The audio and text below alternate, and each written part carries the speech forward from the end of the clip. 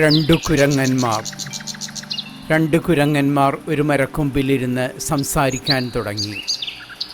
ഒരു കുരങ്ങൻ മറ്റേ കുരങ്ങനോട് പറഞ്ഞു, എനിക്ക് ഈ മരത്തിൻ്റെ തുഞ്ചത്തെ തലകുത്തി നിൽക്കാനാവും, ഈ മരക്കൊമ്പിൽ വാലിൽ തൂങ്ങി ആടാനാവും, നിനക്കതിനാവുമോ? രണ്ടാം കുരങ്ങൻ പറഞ്ഞു, എനിക്കതിനാവില്ല. പിന്നെ നിനക്കെന്തിനു കഴിയും? ആദ്യ കുരങ്ങൻ ചോദിച്ചു.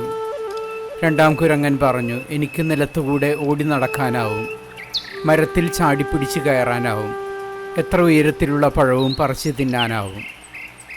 ഒന്നാമൻ പരിഹാസത്തോടെ പറഞ്ഞു, ഇതൊക്കെ ഏതൊരു കുരങ്ങനും കഴിയും. തൻ്റെ കഴിവുകൾ മറ്റേ കുരങ്ങനെ കാണിക്കുന്നതിനായി ആദ്യ കുരങ്ങൻ മരത്തിൻ്റെ തുഞ്ചത്തേക്ക് പിടിച്ചു കയറി മരക്കൊമ്പിൽ തലകുത്തി നിന്നു.